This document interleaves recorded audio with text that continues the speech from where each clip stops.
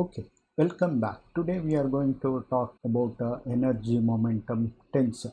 This is one of the most important physical part of general theory of relativity. Clear, we have seen the definition of Einstein tensor. One of the major governing principle there is a divergence of Einstein tensor is zero. It is a second rank symmetric tensor with the zero divergence. Now, in physics, the vanishing divergence has a considerable importance. For example, we have seen in electrodynamics when source is absent, then we have a divergence of electric field is zero, and so is a divergence of magnetic field is zero, which tells that there are no magnetic charges or magnetic monopole present.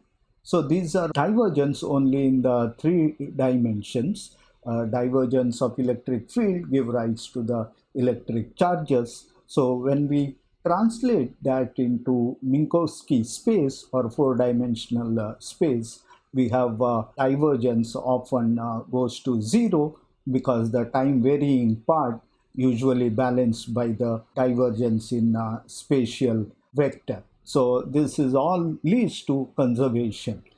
We have seen how Gauss law comes because of divergence of electric field, and same way we see that the vanishing divergence is of considerable importance.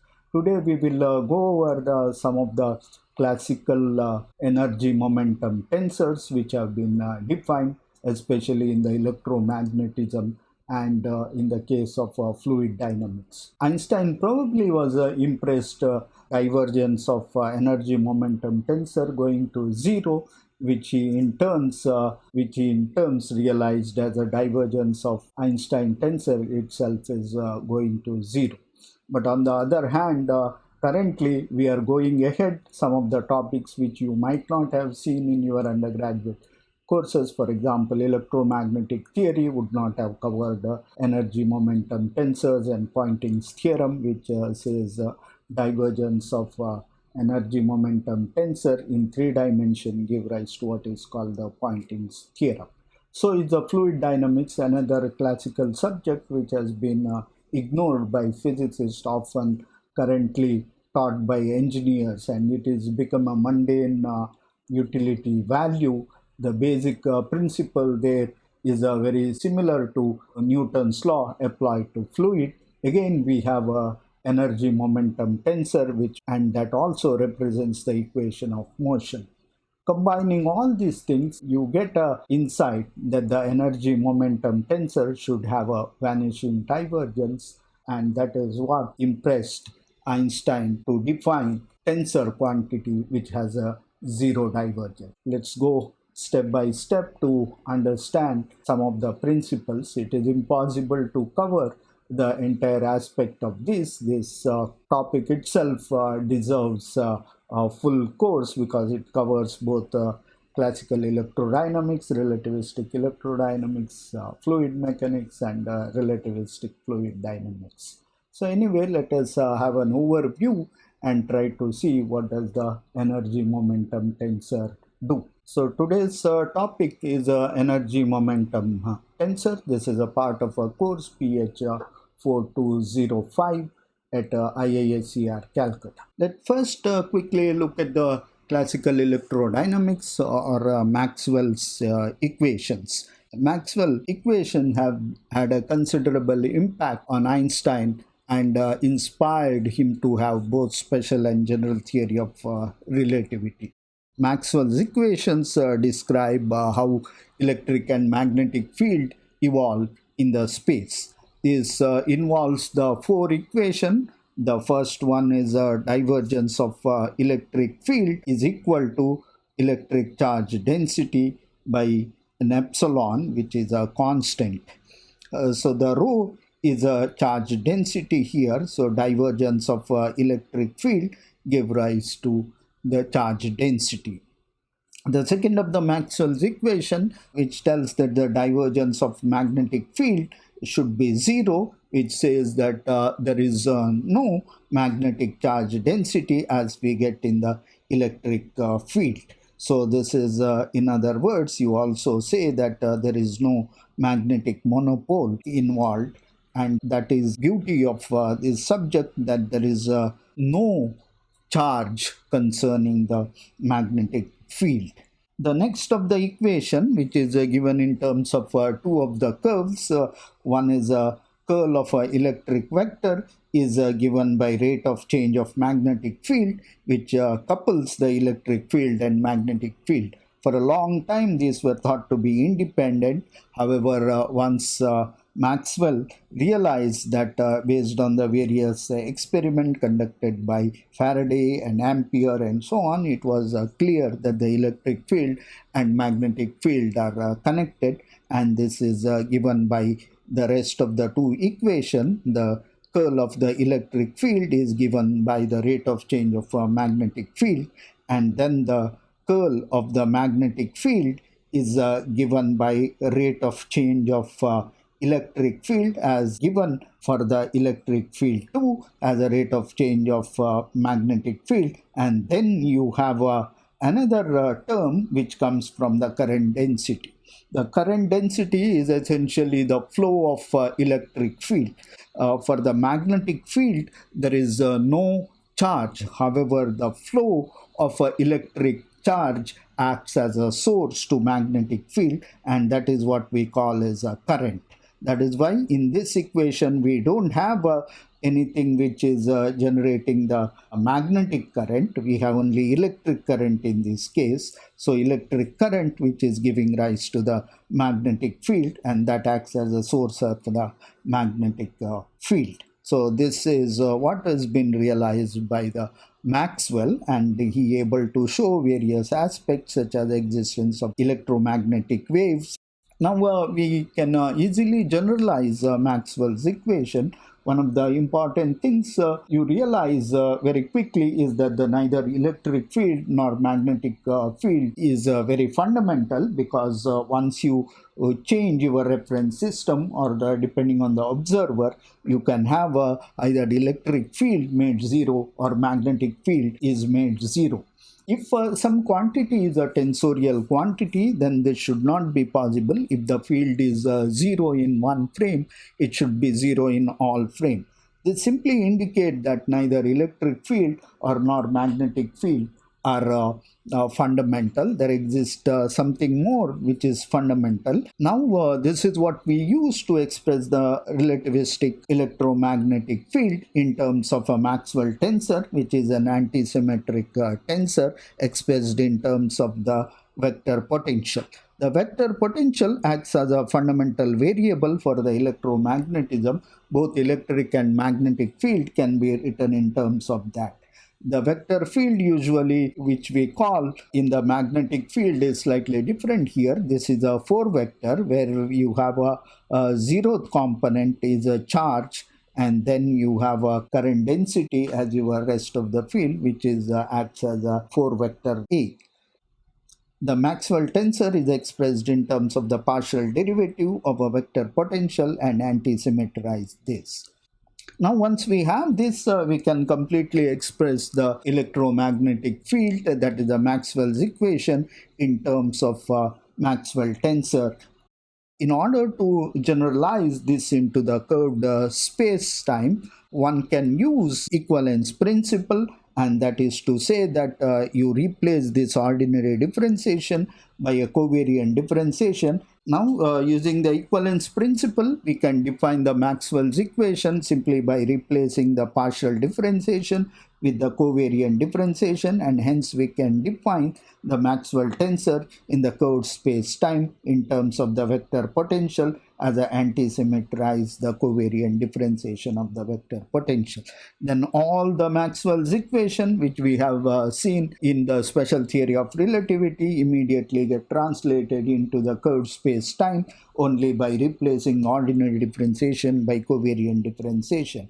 In the locally inertial frame, we have gamma 0. All the covariant differentiation reduces to the ordinary partial differentiation. This way we can switch between one to another just using the mathematical properties of tensors and its covariant differentiation. The source-free Maxwell's equation in terms of the Maxwell tensor can be written as one is a divergence of FAB is equal to 0, and the second equation is given as the derivative of FBC with respect to A, and that is cyclically permutated and added up, that should give to 0. These two completely represents the Maxwell's equation. It is straightforward to see that you can express the entire Maxwell's equation in terms of these two equations. Of course, there are a lot of redundancies because symmetry of FAB and also of these properties, you have a complete Maxwell's equation can be reduced. Electric field and a magnetic field also can be defined from the Maxwell's tensor. However, one should know that it is an observer dependent quantity. It is do not transform smoothly, do not transform like a tensor from one frame to another frame. So once you have a 4 velocity of an observer UA, find a kind of an electric field to satisfy your curiosity as a EA, as a FABUB, and the magnetic field as a BA is equal to epsilon A BCD FCD UB. So this is how you can obtain your electric field and a magnetic field. But however, one should know that this is just a secondary. The Maxwell's equation in a covariant fashion, if you want to write, that has to be written purely in terms of the Maxwell tensor given by these two equations. And you can choose your observer to be rest observer in an inertial frame. Then you have your electric field and a magnetic field, and that is you can obtain from your usual expressions. Let us go ahead and look at one more concept of Lorentz force, that is acceleration experienced by a charge test particle. If you keep charge test particle with the charge Q and a mass m placed in the electromagnetic field FAB, it is a test particle because we assume that the charge itself does not disturb the existing magnetic field. So it is just a tiny amount of charge in order to test the field produced by FAB. If you put a large amount of charge, a very massive charge here, and that itself might add up to your FAB, and then it might change your configuration. That is why we are using a charge test particle. Now you can see that the acceleration due to this electromagnetic field on this charge particle with mass m is given by AP is equal to Q by m FPQ by UQ. Now, if you consider UA to be your observer's 4 velocity, that is you are attaching your observer to your charge particle itself, then you can see that the force acting is a purely electric field, and there is no magnetic field because magnetic force requires the velocity, and in this case you are rest with respect to the observer, and you will not see any magnetic field. However, this concept should not be taken too seriously. It is just an analogy, but this is an exact equation of motion which gives the Lorentz force or relativistic Lorentz force, ignoring the electromagnetic radiation. When the charges move at the close to speed of light, then they emit electromagnetic radiation that would lead to complication in the equation of motion. We are ignoring the electromagnetic radiation. That means we are already assuming the velocity is much smaller compared to the speed of light, and then we have the Lorentz force equation.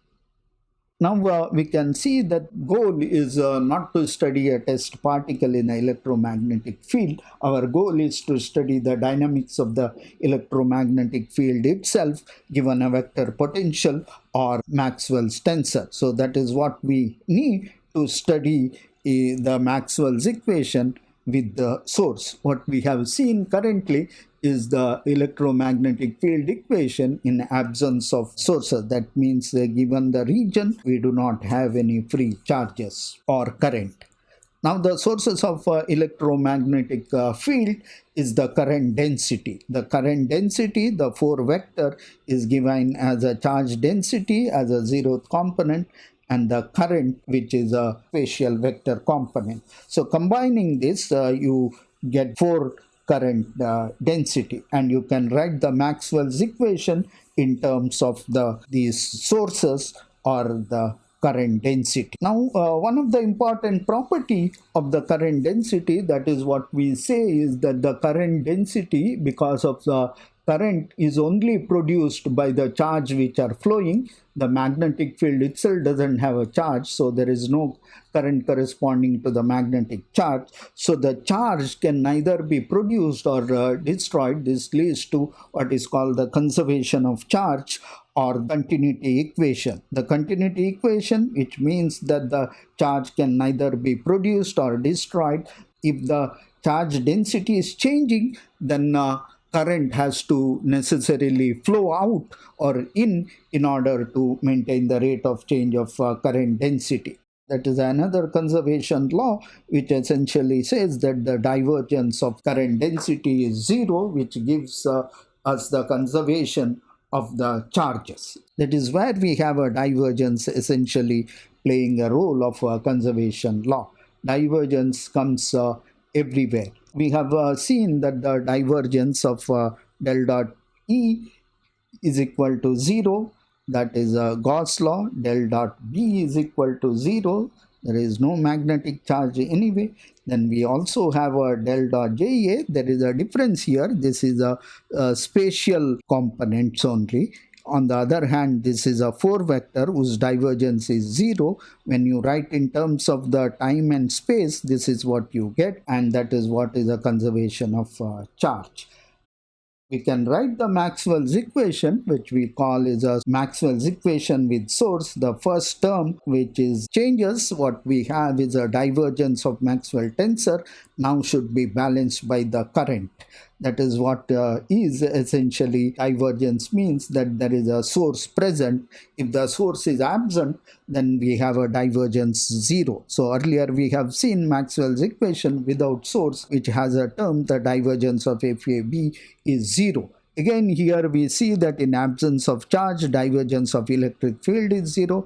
Absence of magnetic charge leads to divergence of electric field 0. So here, since we do have a charge, so which tells that the divergence of Maxwell tensor should give rise to the current density. The second equation, which essentially remains same, this is not a divergence equation, and hence these two now together represents the entire Maxwell's equation, and that is what we have can be easily generalized to flat space-time by taking the ordinary differentiation instead of covariant differentiation. Now we have a current here is represented by charge density and a current density. Now there is a Maxwell tensor can be defined, which essentially is a energy density of the field, electromagnetic field. It usually comes written in terms of Maxwell's Maxwell tensor, which is second order in Maxwell tensor. This is essentially FAC BD that contraction, so that it acts as F, and here you essentially have FAB dot FAB. This essentially gives the energy density. You know that the dot product of a FAP with respect to itself would only give the energy density, and this would also represents the flow of charge. Now this is how the energy momentum is defined, and so defined energy momentum should satisfy the condition that the divergence of energy momentum tensor should be 0. So this equation can be easily showed using the Maxwell's equation. Various terms can be taken, and using the two of the Maxwell's equation earlier, which we have written with the source, we can show that it actually goes to 0, and that is a divergence of energy momentum tensor. In fact, comes as a reflection of Maxwell equations. In terms of non-relativistic case, what we have is Poynting's theorem. When you split in terms of the space and time, you would see that the Poynting theorem says that the rate of change of Poynting vector, that is a time derivative of the Poynting vector, would be corresponding to the divergence of energy momentum tensor. That is a spatial part of energy momentum tensor. When you combine the both space and time together, what you have is a divergence of energy momentum tensor would be zero. It is just nothing but another way of saying that Maxwell's equation. Okay, let us look at the Newtonian perfect fluid. Evolution of fluid in terms of density and velocity is first described properly by Euler, and these are called Euler equation. The ideal or a perfect fluid is described by three parameters, that is the density, pressure, and the velocity of the fluid. So a fluid is a continuous system unless like a particles where you have a force gives rise to the acceleration based on the Newton's law of motion. In the case of fluid, what you have is a continuous system, and you have a mass is replaced by the density, which is a function of space, and it could vary also in the time. The pressure is basically force exerted by a fluid element on its surroundings, or it is a force per unit area. That is what we call as pressure. And then what we have is a velocity. The spatial velocity is a vector, and to indicate that, we have written v mu, that is components of velocity vector. Mu is a spatial index which goes from 1 to 3. So it is not the 4 vector, it is a 3 velocity, and that is why we are indicating that indices mu. There are various styles of writing indices. Some people use mu, nu, Greek indices to indicate 4 vectors, that is 0, 1, 2, 3, and some people use A, B, C Latin letters or I, J, K to cover the 4 vectors, that is 0 to 4, and then use Greek indices for 3 vectors. Hardly deal with the 3 spatial component, we mostly deal with the 4-dimensional space-time. So that is why it is easier to use a Latin index. The evolution of perfect fluid, that how the small fluid element moves around, or its dynamics is described by the Euler's equation. The Euler equation is given by here. The dot represents the derivative with respect to time. Again, the mu index means it is spatial. Derivative again is a spatial derivative. That means it goes from 1, 2, and 3. So this equation, if you look at that, in a way it is nothing more than Newton's law of motion applied to small element of fluid with the mass as a density. You can see that the v dot is basically dv mu by dt, and then the divergence you can see here, which is basically taking the divergence along the velocity itself. So combining these two together should give the acceleration of the fluid. That means the equivalent of this equation would be rho times acceleration. Mu must be equal to minus gradient of mu P, and P is the pressure, and the gradient of pressure actually gives the force, and that is what the force per unit area is what is given as pressure. Way you can approximately see the analogy with the Newtonian mechanics or the force acting on the particle. How does the Euler equation is approximated to particle? However, one should take this with a pinch of salt. One actually has a way of coming at the Euler equation completely based on the balancing of the forces on the fluid element, taking the gradient of pressure and so on.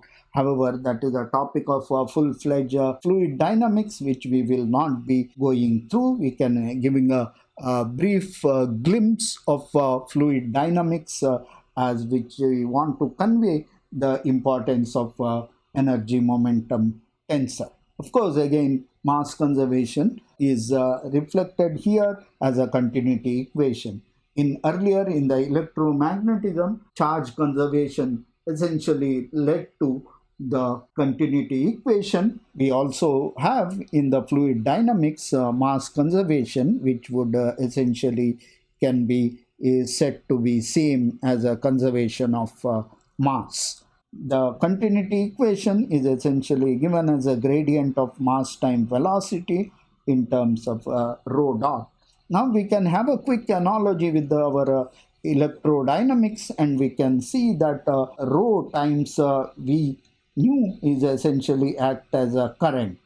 So we have a complete analogy here, rate of change of density, mass density actually, which give rise to the velocity of the fluid. That fluid will have to flow if the density has to change. That is what it says, that that which we may call a current. In the case of electrodynamics, we have had a charge, rate of change of charge, which is giving rise to the current. And here what we have is a velocity or the mass current, which we can draw the analogy from the electrodynamics. And that is what we have is a conservation of momentum given in terms of the continuity equation. Energy momentum tensor for non-relativistic fluid, and that is given by T mu nu is equal to rho into V nu plus P into delta mu nu. Delta mu nu is an identity matrix, which essentially you can take it as a metric too. Now you can simply consider the divergence of your energy momentum tensor. Keep in mind that this is a three-dimensional formalism. That means the divergence which you are taking essentially corresponding to the three-dimensional, not four-dimensional. That means that this need not be zero. So let us do a brief calculation and figure out what does the divergence of this energy momentum tensor we can make out using the Euler equation. First, we explicitly write down the energy momentum tensor and take the divergence. We have various terms simply using the chain rule, because we already know that the rho and V mu comes together, so we don't have to separate them. We can write them together, and there is an extra term remaining here, and then we apply the second term here, which takes with this after leaving this term, and the third one basically has a divergence of pressure. Delta mu nu is constant, there is no divergence of that. Now we can look at that, take the Euler equation, and we have the expression for the gradient of the pressure from the Euler equation, that essentially is given by here. I have simply moved the minus sign here, otherwise it is simply Euler equation. Gradient of pressure is connected with the V dot and the divergence of the velocity. We can substitute this in this equation, and some of the terms readily cancels out. This and these terms are equal with the one negative sign, and that cancels out. And let's look at this term, and that what we have is from the continuity equation. If we use the continuity equation, then the divergence of this rho into V mu should be equal to minus rho dot. That is rate of change of density with respect to time. Now we substitute that. All we get here is that the rho dot V mu, which should have been the capital V, and then we have rho into V dot mu, that is essentially derivative of rho into V mu.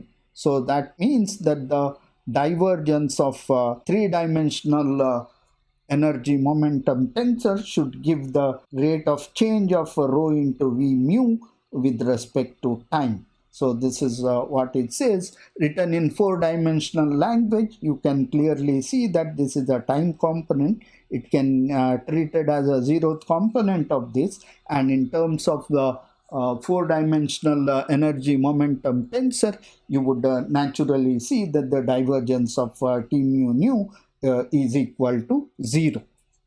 That is what gives the relativistic hydrodynamics equation. And we have comes to relativistic hydrodynamics equation, that is our Euler-Fellows equations are converted into the relativistic equation. In this case, we have a relativistic fluid, and we have a 4 velocity should have a time like everywhere. If that represents the real fluid, which is a time like fluid. You can also have a null fluid, which is essentially a radiation, which we call. So then you can have a null fluid that is not the part of a Euler equation. Euler equations are concerning the time-like fluid, so the 4 velocity should be time-like everywhere.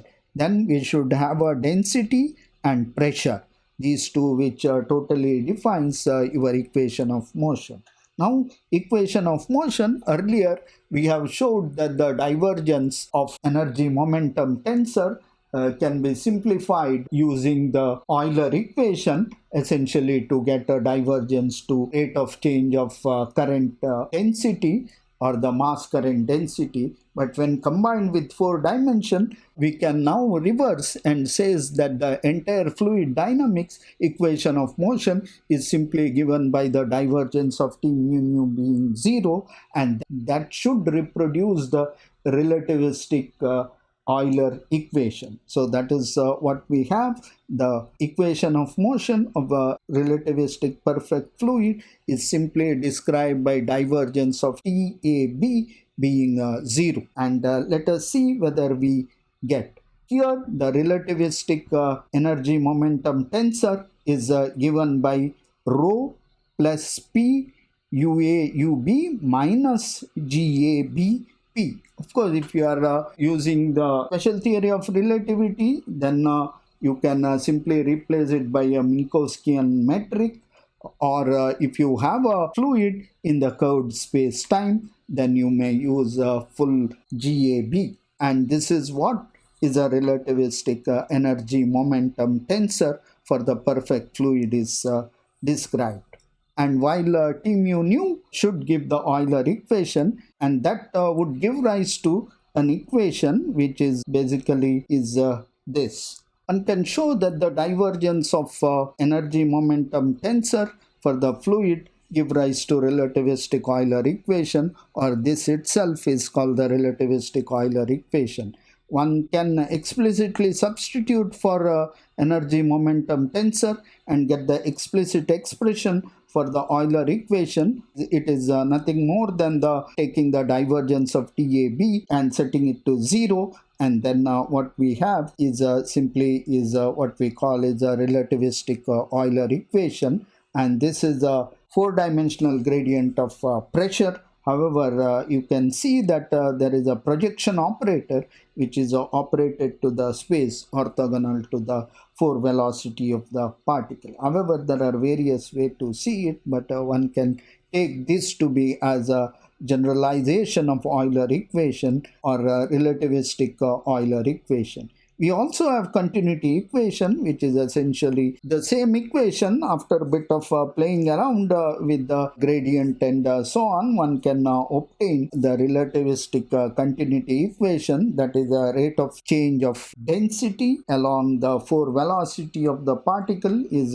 given as a rho plus 3p into the divergence of the velocity. So this is what we call is a continuity equation, and this is how we obtain the relativistic Euler equation from the divergence of the energy momentum tensor. Now let's have a quick look at what we call is a dust solution. What we have is a perfect fluid with the pressure 0 is called the dust. The dust offers no pressure.